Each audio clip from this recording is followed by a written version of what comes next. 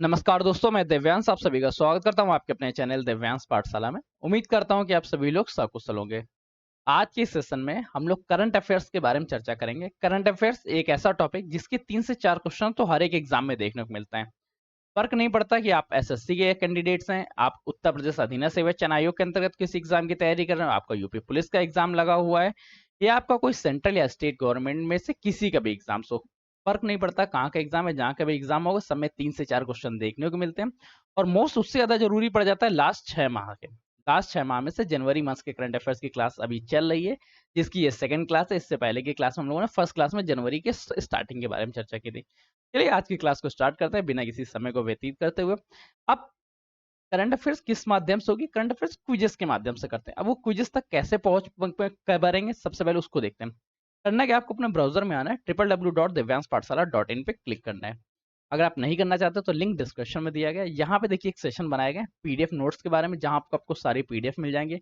Daily classes session में आपको daily classes upload होंगी। डेली क्विजेस के बारे में यहाँ पे सबसे ज्यादा इंपॉर्टेंट है क्विजेस। आप अगर एग्जाम की तैयारी करें तो आपको क्विजेस सेशन को बहुत अच्छे से देखना चाहिए। चलिए तो सबसे पहले क्विजेस सेशन में स्टार्ट करते हैं। क्विजेस सेशन में क्या है, देखिए क्विजेस सेशन में सिर्फ एक सब्जेक्ट को नहीं कवर किया गया। यहाँ कवर किया जा रहा है इंग्लिश ग्रामर के बारे में, इंडियन हिस्ट्री के बारे में, वर्ल्ड हिस्ट्री के बारे में, इंडियन पॉलिटी, इंडियन इकोनॉमी के बारे में, रीजनिंग, मैथ्स।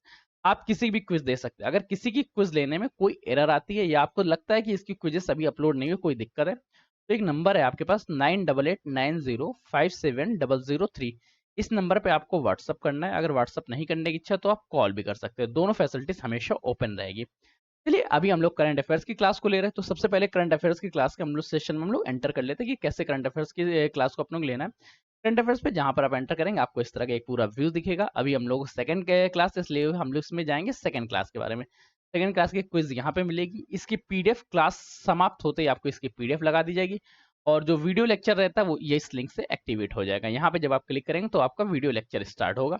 अब क्विज देखना है तो हमें क्विज सेशन पे क्लिक करना है। क्विज सेशन पे क्लिक करते इस तरह का एक ओवरव्यू आएगा, जिसमें नाम, पता, एड्रेस वगैरह आपको डालना पड़ेगा। मेरा नाम जैसे दिव्यांश है, फोन नंबर आप लोगों को पता ही है। मेरा फोन नंबर क्या है, 9889057003। और इसके बाद स्टार्ट होता है कि किसकी मैं तैयारी कर रहा हूँ, यूपीएससी के बारे में। नेक्स्ट पे बटन पे आप क्लिक करेंगे। नेक्स्ट बटन पे क्लिक करते ही आप इस तरह के व्यू में आएंगे। दिव्यांश पाठशाला द पार्ट टू सक्सेस। आज की क्लास को स्टार्ट करते हैं। सबसे पहले क्या है, भारत का पहला पनडुब्बी पर्यटन किस राज्य से शुरू किया गया? याद रखिए, जब कभी पनडुब्बी पर्यटन के बारे में चर्चा करें तो आपको दो चीजें याद रखना है। पनडुब्बियों का संचालन केवल और केवल तटीय राज्यों में हो सकता है। सॉरी, मैं भारत का मैप बहुत गलत बना लिया, मैं इसको थोड़ा सा इंप्रूव कर लेता हूँ, ठीक है। पनडुब्बियों का परिचालन कहाँ किया जा सकता है? केवल भारत के तटीय क्षेत्र में किया जा सकता है। ऐसा तो है नहीं कि यूपी में पनडुब्बी चलाई जा सके, या बिहार में चलाई जा सकती है, या हरियाणा में चलाई जा सके, या जम्मू कश्मीर में चलाई जा सके। इन राज्यों की ऐसी दशा नहीं है कि यहाँ पे पनडुब्बी चलाई जाए। तो पनडुब्बी कहाँ चलाई जाएगी? केवल तटीय राज्यों में। इनमें से आप ढूंढिए तटीय राज्य क्या है। वैसे इनमें से हर एक राज्य के पास समुद्र तट है, तो आपके लिए कंफ्यूजन हो गया। ऐसे कंफ्यूजन में याद रखिएगा, आपको डाटा याद करना पड़ेगा। ये तरीका था तुक्का मारने का, किस तरह से तुक्का मारेंगे। पर जब तुक्का काम ना दे तो आपको डाटा याद रहेगा। अगर डाटा याद रखेंगे तो हर एक एग्जाम में आप क्लियर होंगे। भारत का पहला पनडुब्बी पर्यटन राज्य गुजरात में प्रारंभ किया था, वो भी गुजरात के द्वारका में। द्वारका में एक हिंदू धर्म से या सनातन धर्म से संबंधित बहुत प्रसिद्ध स्थल है, जहाँ के दर्शन आपको पनडुब्बी के माध्यम से कराए जाएंगे। इसको थोड़ा सा डिटेल में देख लेते हैं किस तरह से कैसे है। चलिए, ये क्लास के बारे में एडवर्टाइजमेंट तो आपको पता ही होगा। गुजरात सरकार ने मझगांव डॉक लिमिटेड के सहयोग से, इसमें सहयोग कौन कर रहा है? एक है मझगांव डॉक लिमिटेड, जिसने पनडुब्बी का निर्माण किया। और ये किस लिए निर्माण किया गया? ताकि द्वारका क्षेत्र में स्थित हिंदू धर्म के पौराणिक महत्व को आपको दर्शाया जा सके, पौराणिक महत्व के बारे में पता लगाया जा सके। एम पता हो गया, किस लिए जारी किया गया, किसके द्वारा जारी किया गया, कब जारी किया गया, ये सभी डिटेल आपको फाइनली हो गई। अब चलिए हम लोग सेकंड क्वेश्चन के बारे में चर्चा करते हैं कि दूसरा क्वेश्चन कहाँ पे, किस तरह से, और उसमें क्या चर्चा करनी है। सेकंड क्वेश्चन देखते हैं। सेकंड क्वेश्चन क्या है? सेकंड क्वेश्चन में आते हैं, अग्निशमन सेवा, नागरिक सुरक्षा और वन सेवा के महानिदेशक के रूप में किसे चुनित किया गया? किसे अग्निशमन सेवा नागरिक सुरक्षा का महानिदेशक बनाया गया? चार ऑप्शन दिए गए। ऐसे क्वेश्चन में आप लोग तुक्का मारने से बचिएगा, क्योंकि तुक्का यहाँ सही नहीं होते। यहाँ पे केवल नेगेटिव मार्किंग ही मिलती है। अब जब पॉजिटिव मार्किंग है तो आपको याद रखना है, अग्निशमन सेवा नागरिक सुरक्षा वन सेवा के महानिदेशक कौन बनाया गया? विवेक श्रीवास्तव जी को बनाया गया। अब आप लोग इस पर टिक किस तरह से लगाएंगे? इस तरह से आएंगे, विवेक श्रीवास्तव जी पे टिक लगा लेंगे। अब इनके बारे में थोड़ा सा डिटेल देख लेते हैं। विवेक श्रीवास्तव जी इससे पहले क्या थे? इससे पहले ये आईबी के चीफ होते थे। आईबी के स्पेशल डायरेक्टर थे। ठीक है, ये याद रखिएगा, एक छोटा सा डाटा है जो आपको याद रखने हुए लायक है।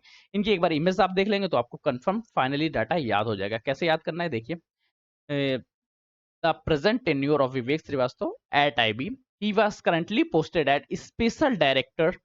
He has cultivated and he is appointed in Director General Fire Service, Civil Defense and Home Guards for a period till 30 जून सन 2025। 30 जून सन 2025 तक ये अग्निशमन सेवा, नागरिक सुरक्षा और वन सेवा में महानिदेशक के पद पर रहेंगे। इससे पहले ये आईबी के स्पेशल डायरेक्टर पद पे थे। नाम और इमेज अगर आपको याद हो गई है तो चलिए हम लोग नेक्स्ट क्वेश्चन के बारे में बूस्ट करते हैं। तीसरा क्वेश्चन रहेगा। तीसरा क्वेश्चन हमारा क्या, तीसरा क्वेश्चन बड़ा छोटा सा है जो आपको तुरंत याद हो जाएगा। ठीक, इससे पहले मेरे ख्याल से मैंने एक क्वेश्चन आपको छोड़ दिया जो उसको मैंने पहले कवर करना चाहिए। क्या, नौसेना के चीफ ऑफ मटेरियल का पदभार किसने संभालने वाला? राजनाथ सिंह के बारे में। ठीक है, ये रहा नेक्स्ट क्वेश्चन। रक्षा मंत्री राजनाथ सिंह ने उत्तर प्रदेश के किस शहर में लड़कियों के लिए पहले स्कूल का उद्घाटन किया गया? जब कभी लड़कियों के पहले स्कूल के बारे में चर्चा करें, वो भी कौन सा सैनिक स्कूल के बारे में चर्चा करें, तो आपको तुरंत दिमाग में एक योजना आनी चाहिए जिसका नाम है संविद गुरुकुलम योजना। कंफर्म हो गया, संविद गुरुकुलम सैनिक स्कूल। जब आपको ये योजना के बारे में या इसके बारे में याद आएगा, तुरंत आपको याद आ जाएगा सरकार का एम था 100 स्कूलों का निर्माण कराना, 100 सैनिक स्कूलों का। इसी क्रम में मथुरा में बालिकाओं के लिए, ओनली फॉर गर्ल्स के लिए पहला सैनिक स्कूल खोला गया। सबसे पहले याद रखिएगा, सैनिक स्कूल अभी तक जितने भी खोले जाते थे उनमें से कोई भी ओनली फॉर गर्ल्स नहीं होता था। अब पहला खोला गया कहाँ? मथुरा में। अब आपको इसकी एक बार डिटेल देख लेते हैं कंप्लीटली किस तरह से खोला गया। ये पीआईबी का पेज है, पीआईबी जानते हैं, प्रेस एक सेकंड, पीआईबी का पेज है। मैं लिख पा रहा हूँ या नहीं लिख पा रहा हूँ, मुझे शायद टाइपिंग में कोई एरर हो रही है। भाई मत कर एरर, चलिए कोई नहीं। एरर है, चलिए कोई नहीं। इस बात को थोड़ा सा हम लोग मैनेज करते हुए आगे चलते हैं कि ये नहीं लिख पा रहे हैं, कोई दिक्कत नहीं, ये पीआईबी। चलिए ठीक है। रक्षा मंत्री श्री राजनाथ सिंह ने उत्तर प्रदेश के वृंदावन में बालिकाओं के लिए पहले पूर्ण सैनिक स्कूल का उद्घाटन किया गया है। ये किसके अंतर्गत खोला गया, ये सब आप लोगों को कंफर्म हो गया होगा। मेरे ख्याल से आपके मन में कोई भी क्वेश्चन डाउट में नहीं आना चाहिए। कैसे हुआ, किस तरह से हुआ, वो सब आप लोगों को कंफर्म ही है। चलिए फिर नेक्स्ट क्वेश्चन के बारे में, नेक्स्ट क्वेश्चन में हम लोग बूस्ट करते हैं। अगला क्वेश्चन क्या, मैं इस चीज को थोड़ा सा सॉल्व करने की कोशिश करता हूँ कि मेरे से शायद सॉल्व हो जाए तो हो जाए। हाँ हो गया, चलिए ठीक है। अब हम लोग इसके बारे में नेक्स्ट क्वेश्चन के बारे में बूस्ट करते हैं। नेक्स्ट क्वेश्चन के बारे में किस तरह से बूस्ट होगा उसके बारे में देखते हैं। नेक्स्ट क्वेश्चन क्या है जो किस बारे में चर्चा कर रहा है वो देखते हैं। सबसे पहले अगला क्वेश्चन जो था, संविद गुरुकुलम योजना आपके बारे में पता होगा। संविद गुरुकुलम योजना क्या है? 100 सैनिक स्कूलों के बारे में चर्चा की गई। पहला बालिकाओं के लिए स्पेशल स्कूल खोला गया, कहाँ पे खोला गया वो याद हो गया, मथुरा कंफर्म हो गया। अब चर्चा करते हैं चीफ ऑफ मटेरियल का पदभार किसने संभाला है, वो भी नौसेना में।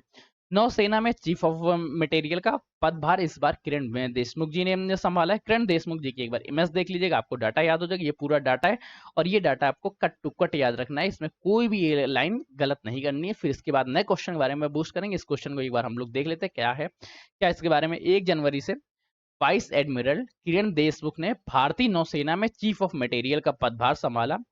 इन्होंने वाइस एडमिरल संदीप मैथानी के पदभार ग्रहण किया, जो नौसेना के रखरखाव प्रयासों का नेतृत्व करते हुए 39 वर्षों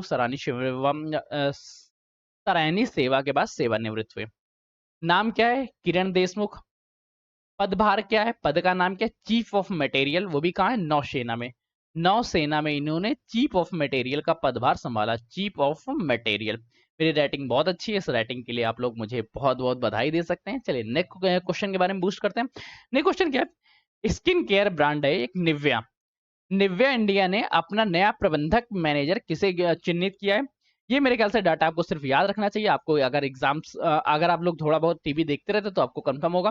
गीतिका मेहता जी को मुझे पर्सनली लगता है यार, अगर कोई डिफेंस सेक्टर से नहीं है तो आपको उनकी इमेज जरूर याद रखनी चाहिए। फोटोज क्या है उसको याद रखिएगा, नाम याद रखिएगा। लोकप्रिय skin care brand Nivea India ने अपना नया प्रबंधक निर्देशक बनाया है। प्रबंधक निर्देशक कंफर्म हो गए, इसको बनाया गया। नाम आप लोगों को कंफर्म हो गया, गीतिका मेहता। गीतिका मेहता जी की इमेज याद रखिएगा, नाम से आपको, नाम और शकल से आपको तुरंत याद आ जाएगा जब कभी आप एग्जाम देने जाएंगे। नेक्स्ट क्वेश्चन के बारे में चर्चा करते हैं। केंद्र सरकार ने हाल ही में 16वां वित्त आयोग का अध्यक्ष नियुक्त किया गया। जब कभी आपसे 16वें वित्त आयोग के बारे में चर्चा करें तो आपको 2 पॉइंट याद रखने हैं। अगर 16वां वित्त आयोग का गठन किया गया है तो इससे पहले 15वां वित्त आयोग भी होगा। जब 15वां वित्त आयोग है तो 16वां वित्त आयोग का अध्यक्ष तो आपको याद होना ही चाहिए, पर उससे पहले आपको 15वें के बारे में याद होना चाहिए, क्योंकि करंट टाइम में जो कार्यान्वयन होगा वो 15वें वित्त आयोग की सिफारिश के अंतर्गत होगा। 15वां वित्त आयोग के जो अध्यक्ष थे वो एनके सिंह जी थे। एनके सिंह जी के अध्यक्ष में एक उपाध्यक्ष होते थे जिनका नाम था अरविंद पनघड़िया जी। ठीक। आपसे 2 क्वेश्चन यहाँ पे कंफर्म करिएगा, क्या है 2 क्वेश्चन कौन कौन से हैं? अरविंद पनघड़िया जी। पहला क्वेश्चन क्या है? 15वें वित्त आयोग के अध्यक्ष कौन थे? एनके सिंह। उसके उपाध्यक्ष कौन थे? अरविंद पनघड़िया। उसके बाद 16वां वित्त आयोग का गठन किया गया और 16वें वित्त आयोग के गठन इन्हीं के उपाध्यक्ष को बना दिया गया, अर्थात अरविंद पनघड़िया जी को बनाया दिया गया। कंफर्म हुआ? डाटा क्या है? डाटा याद हो गया? क्वेश्चन पर टिक लगा के जाइए, अगर नहीं लगा के जाएंगे तो आपका क्वेश्चन मिस पॉइंट हो जाएगा, आपका क्वेश्चन कैलकुलेट नहीं होगा। अब इसके बारे में एक बार छोटा सा हम लोग डिटेल भी देख लेते हैं, क्योंकि डिटेल में देखना बहुत जरूरी होता है। अगर नहीं देखेंगे तो फिर हमारा थोड़ा सा मन अच्छा नहीं होगा। क्या है डिटेल? क्या कहता है? डिटेल कहता है 16वें वित्त आयोग का गठन 31/12/2023 को किया गया था और नीति आयोग के पूर्व उपाध्यक्ष श्री अरविंद पनघड़िया को इसका अध्यक्ष बनाया गया। इसके 4 अन्य अध्यक्ष हैं या 4 अन्य सदस्य हैं, उनको याद रखिएगा। श्री अजय नारायण झा जो पूर्णकालिक सदस्य हैं, श्रीमती एनी जॉर्ज मैथ्यू जो पूर्णकालिक सदस्य हैं, डॉक्टर निरंजना राज्याध्यक्ष पूर्णकालिक सदस्य, और डॉक्टर सौम्य कांति घोष जो स्टेट बैंक के मुख्य आर्थिक सलाहकार है वो पूर्णकालिक अध्यक्ष। ये पीआईबी का पेज है, इसलिए ये डाटा सबसे सही। अरविंद पनघड़िया जी याद हो गए। अरविंद पनघड़िया से पहले कौन थे वो याद हो गए। जब कभी आप वित्त आयोग के बारे में चर्चा करें तो वित्त आयोग के बारे में एक छोटा सा और डाटा याद रखिएगा, इसके बारे में एक आर्टिकल याद रखिएगा। जो आर्टिकल जो आर्टिकल है 280 या अनुच्छेद आर्टिकल 280 में वित्त आयोग के बारे में चर्चा की गई, आर्टिकल 280, ये डाटा याद रखिएगा। अब इस डाटा के बाद हम लोग नए क्वेश्चन के बारे में बूस्ट करते हैं। नया क्वेश्चन क्या है? नया क्वेश्चन हमसे कहता है भारत और किस देश के बीच संयुक्त अभ्यास डेजर्ट साइक्लोन का आयोजन किया गया। सबसे पहले आपको डेजर्ट साइक्लोन नाम से याद रखिए, डेजर्ट मतलब मरुस्थल होगा। सबसे ज्यादा मरुस्थल किसके बाद? यूएई के पास। किसके साथ किया है? भारत के साथ किया है, तो डाटा याद हो गया आपको। यूएई और भारत के मध्य कौन सा अभ्यास होता है? Desert cyclone. इस बार कहाँ किया गया वो डाटा याद रखिए, वो बहुत ज्यादा इंपॉर्टेंट हो जाता है। यहाँ पे मेरे ख्याल से कोई ऑप्शन ही नहीं दिया गया। चलो कोई दिक्कत नहीं, जब कभी ऑप्शन ना दिया जाए तो भी हम लोग काम चला लेते हैं कैसे, क्योंकि यहाँ पे तो गलत हो गया होगा। इसलिए मैं क्वेश्चन को अपडेट करा दूंगा। यही और जो ऑप्शंस लिखे गए ये ऑप्शंस थोड़े से गलत लिखे हैं, इस चीज को मैं अपडेट करा दूंगा। डेजर्ट साइक्लोन, अच्छा सॉरी मैंने गलत पढ़ लिया। ऑप्शन एकदम सही है। भारत और किस भारत और सॉरी मैंने थोड़ा सा गलत पढ़ लिया था। भारत और किस देश के बीच संयुक्त अभ्यास डेजर्ट साइक्लोन का आयोजन किया गया? भारत और यूएई अर्थात संयुक्त अरब अमीरात के मध्य आयोजन किया गया। और इसका आयोजन हुआ कहाँ? इसका आयोजन होता है राजस्थान में। ठीक है, ये देखिएगा इस तरह की थोड़ी थोड़ी एरर आती रहती है। भारत और यूएई अर्थात संयुक्त अरब अमीरात के मध्य डेजर्ट साइक्लोन का आयोजन किया गया। आयोजन हुआ है आयोजन हुआ राजस्थान में। और ये आयोजन की तिथि कब रही? 2 जनवरी से लेके 15 जनवरी तक इसका आयोजन चलता है। 3 पॉइंट्स, तीनों पॉइंट याद रखिएगा। एक बार डिटेल क्लासेस देख लेते हैं, डिटेल क्लासेस किस तरह से देखेंगे वो देख लेते हैं। डेजर्ट साइक्लोन इमेज से याद हो जाएगा। कब से कब स्टार्ट हुआ ये याद रखिएगा, 2 से लेके 15 जनवरी तक ये चलता है। कहाँ पे हुआ? ये राजस्थान में हुआ। राजस्थान में होने के साथ साथ कौन कौन से इसमें सदस्य थे? भारत और यूएई। ये आप यूएई यूनाइटेड अरब अमीरात। ठीक। और कोई डाटा इसके बारे में? ये थोड़ा सा डाटा है, कोई खास इंपॉर्टेंट नहीं रहता है। इंपॉर्टेंट के बारे में अपन नेक्स्ट क्लास में चर्चा करते हैं या नेक्स्ट क्वेश्चन के बारे में चर्चा करते हैं। अगला क्वेश्चन क्या कहता है? अगला क्वेश्चन कहता है हाल ही में किसे एमएस स्वामीनाथन पुरस्कार से सम्मानित किया गया? एमएस स्वामीनाथन पुरस्कार से आपके दिमाग में तुरंत आ जाना चाहिए एमएस स्वामीनाथन ने क्या दिया? हरित क्रांति की जानत थे। हरित क्रांति मतलब कोई ऐसा व्यक्ति जो कृषि क्षेत्र में बहुत अच्छा विचार करेगा, कृषि विज्ञान को बढ़ोतरी देगा या किसी क्षेत्र में। तो नाम याद रखिए B R Kamboj. B R Kamboj ji को वर्तमान समय में या हाल ही में एम एस स्वामीनाथन पुरस्कार दिया गया। एम एस स्वामीनाथन पुरस्कार किस क्षेत्र में दिया जाता है? कृषि एवं विज्ञान के क्षेत्र में। किसको दिया जाता है? वैज्ञानिकों को दिया जाता है, ताकि उन्होंने उत्कृष्ट कार्य किए हों। एक बार इमेज देख लीजिएगा, फोटो याद रखिएगा, जाके आप लोग नाम ना भूलिए। नाम भूल गए तो फिर आप सभी का बेड़ा गर्क हो जाएगा। नाम किस तरह से देखेंगे ये देख लेते हैं। ये थे वी आर ये थे डॉक्टर वी आर कंबोज, जिनको एम एस स्वामीनाथन पुरस्कार सन 2024 का प्रदान किया गया। अब हम लोग नेक्स्ट क्वेश्चन के बारे में चर्चा करते हैं। नेक्स्ट क्वेश्चन क्या है? नेक्स्ट क्वेश्चन हमसे पूछता है हाल ही में राजस्थान के मुख्य सचिव के रूप में किसे नियुक्त किया गया? तो नाम याद रखिएगा, छोटा सा नाम है, मेरे ख्याल से आप सभी लोगों में से कोई भी भूलेगा भी नहीं। इनका नाम क्या है? सुधांशु पंत जी जो हैं, सुधांशु पंत जी को वर्तमान समय में राजस्थान का नया मुख्य सचिव नियुक्त किया गया। डाटा एक बार डिटेल से देख लेते हैं। डिटेल से डाटा देखने में मेरे ख्याल से आपको कंफर्म याद हो जाएगा। ये नाम है सुधांशु पंत जी, जिनको सुधांशु पंत जी जिन्हें राजस्थान सुधांशु पंत जी जिन्हें राजस्थान का नया मुख्य सचिव नियुक्त किया गया है। ठीक है, अब हम लोग मुख्य सचिव नियुक्त किया गया राजस्थान का। फिर हम लोग नेक्स्ट क्वेश्चन के बारे में बूस्ट करते हैं। नेक्स्ट क्वेश्चन क्या कहता है? नेक्स्ट क्वेश्चन कहता है भारतीय नौसेना का बहुराष्ट्रीय अभ्यास मिलन 2024 या मिलन 24 कहाँ पे आयोजित किया गया? ये दो नाम से आएगा, आपको एक मिलन से आएगा और मिलन 2024 के नाम से भी आएगा। इसका आयोजन कहाँ पे किया गया? जब कभी आपके इस तरह के बारे में क्वेश्चन पूछा जाए तो आयोजन से ज्यादा आपके बारे में इंपॉर्टेंट होता है इससे प्रीवियस या 2022 वाला कहाँ हुआ था। 2022 वाला भी विशाखापट्टनम में हुआ था। जब 2022 वाला भी विशाखापट्टनम में होता तो 2024 वाला भी विशाखापट्टनम में आयोजित होगा। आयोजन कंफर्म हुआ। किनके किनके मत किया जाता है? भारत और बहुराष्ट्रीय सदस्यों के बारे में जब 2022 का हुआ था तो 2022 में 34 देशों ने शामिल किया गया था। इस बार 2024 में लगभग 50 देशों को आमंत्रित किया गया था। ठीक, कितने देशों को? लगभग 50 देशों को आमंत्रित किया गया था। 50 नाम न याद हो रहे हैं तो आप लोग एक नाम याद रखिएगा कि G20 के सारे सदस्य थे और अन्य देशों को बुलाया गया था। ठीक, 2022 में 34 सदस्य, 2024 में कितने हैं? 50 सदस्य। ये 2 वर्षों में एक बार होती है। इससे पहले कहाँ होता है? विशाखापट्टनम में। इस बार कहाँ पर आयोजित होती है? विशाखापट्टनम में। एक बार क्लासेस को डिटेल में देख लेते हैं किस तरह से मिलन 2024 के बारे में किस तरह से डिटेलिंग रही, कंफर्म हो गई। अब हम लोग इसके बारे में देखते हैं कि अब जब आपका इस तरह का क्वेश्चन कंप्लीट हो जाए, कंप्लीट होते ही आपको क्या करना है? कंप्लीट होते ही आपको सबसे पहले थोड़ा सा और नीचे स्क्रॉल करना। मैं इन सबको इरेज कर देता हूँ। आपको यहाँ पे क्लिक करना है सबमिट के बारे में। अगर आप सॉरी, मैं फिर से इस पेज पे आ गया, कोई दिक्कत नहीं। आपको यहाँ पे सबमिट बटन पे क्लिक करना है। सबमिट बटन पे क्लिक करते ही आपको इस तरह से एक पेज आ जाएगा। Thanks for submitting your request. यहाँ पे जल्दी क्विज लिख जाएगा। Please visit our channel Divyansh puts. ये आपको अपना तुरंत स्कोर कार्ड मिल जाएगा। ओहो, हमारे भी नंबर्स कम आ गए। कौन सा मैंने 2 पॉइंट्स कोई पॉइंट छोड़ दिए होंगे, कंफर्म है। यार कंबोज देखिए, एरर कहाँ कहाँ से हो जाती है, किस तरह से हो जाती है, वो ध्यान रखिएगा। मैंने आप लोगों को बताया था, यहाँ पे हम लोगों ने चर्चा की थी। एम एस स्वामीनाथन का अवार्ड किसको? बी आर कंबोज को। पट्टिक लगाते समय अरुणा सिन्हा को लगा दिया गया। और यहाँ पे हम लोगों ने चर्चा किया था, जो क्वेश्चन हम लोगों ने छोड़ दिया था यूएई के बारे में हुआ था, तो यूएई ऑप्शन में टिक लगाना भूल गए थे। तो ये दोनों गलतियां आप लोग मत करिएगा। ऐसी गलतियां भी आप लोगों से एग्जाम्स में होगी, ऑनलाइन एग्जाम्स के दौरान। ठीक, 10 के 10 मार्क्स से जो गलतियां हुई उन गलतियों को सुधारेंगे। आगे ये गलतियां नहीं होनी चाहिए। मैं आप लोगों को एक्सप्लेनेशन के माध्यम से भूल गया, तो आप लोग मत भूलिएगा। चलिए फिर देखते हैं।